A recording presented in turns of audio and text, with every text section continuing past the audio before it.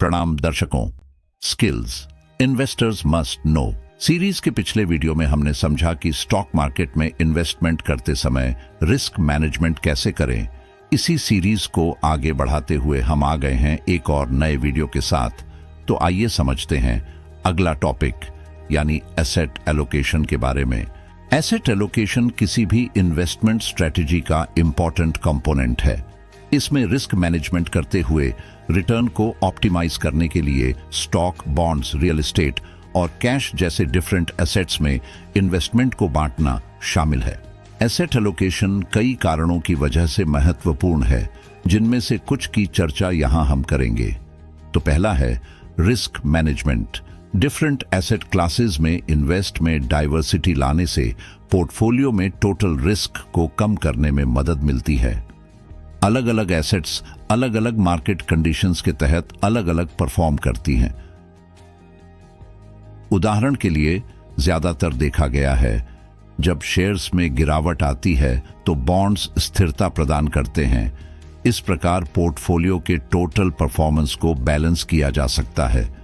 Risk management के बारे में ज्यादा जानने के लिए ऊपर दिए गए आई बटन पर क्लिक करें। एसेट एलोकेशन के महत्वपूर्ण होने का दूसरा कारण है रिटर्न ऑप्टिमाइजेशन।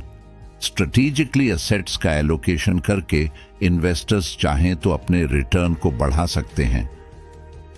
हर एसेट क्लास की अपनी रिस्क रिटर्न प्रोफाइल होती है और एक अच्छी तरह से बैलेंस्ड एलोकेशन वीकनेसेस को कम करते हुए प्रत्येक एसेट क्लास से प्रॉफिट कमा सकता है।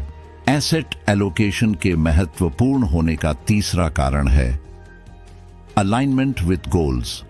एसेट एलोकेशन को इन्वेस्टर्स के फाइनेंशियल एम्स, रिस्क टॉलरेंस और इन्वेस्टमेंट होराइजन के साथ बैलेंस करना इन्वेस्टर के लिए एक स्मार्ट डिसीजन हो सकता है।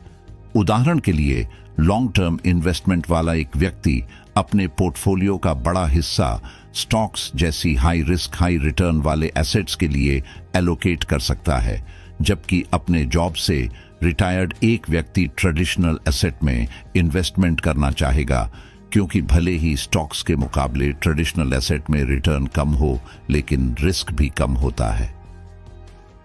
एसेट एलोकेशन के लिए strategic point of view. Strategic asset allocation का प्लान बनाने के लिए स्टेप बाय स्टेप गाइडलाइन यहां दी गई है। तो आइए जानते हैं। पहला, डिफाइन इन्वेस्टमेंट गोल्स। अपने इन्वेस्टमेंट ऑब्जेक्टिव्स को समझें और फिर शुरुआत करें, यानी ये तय करें कि आप लॉन्ग टर्म के लिए इन्वेस्टमेंट करके वेल्थ बनाने को तैयार हैं, या छोटे प्रॉफिट्स बनाने का लक्ष्य है, या फिर कैपिटल को सेफ रखने का टारगेट है। दूसरा, एक्सेस योर रिस्क टॉलरेंस।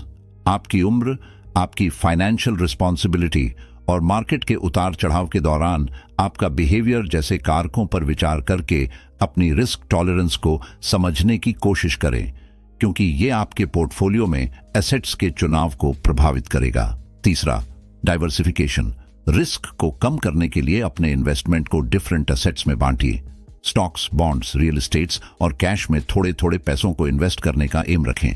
प्रत्येक एसेट क्लास में स्पेशल रिस्क को कम करने के लिए ज्यादा से ज्यादा डाइवर्सिटी लाने की कोशिश करें, जैसे डिफरेंट टाइप्स के कंपनी में निवेश करें या अलग अलग जगहों पर रियल एस्टेट्स में निवेश करें। रियल एस्टेट से संबंधित ज्यादा जानकारी के लिए ऊपर दिए गए आई बटन को दबाएं।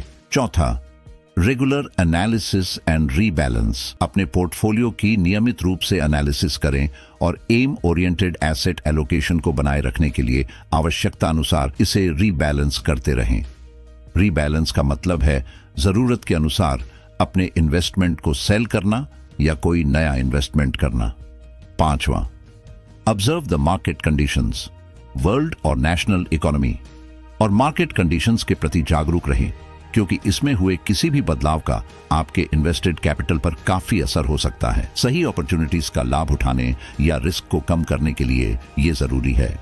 एसेट एलोकेशन एक सक्सेसफुल इन्वेस्टमेंट के लिए बहुत जरूरी है, जो इंडिविजुअल फाइनेंशियल एम्स और रिस्क टॉलरेंस के आधार पर रिस्क और रिटर्न को बैलेंस करने के लिए एक बेहतर स्ट्रैटेजी है। उम्मीद है ये जानकारी आपको अच्छी लगी होगी। वीडियो अच्छी लगी तो लाइक करें, अपनों के साथ शेयर करें और चैनल या वीडियो से संबंधित बातों के लिए कमेंट बॉक्स में लिखें। साथ ही साथ ऐसी ही और भी जानकारी के लिए इस चैनल को सब्सक्राइब करें। अपना कीमती समय देने के लिए धन्यवाद।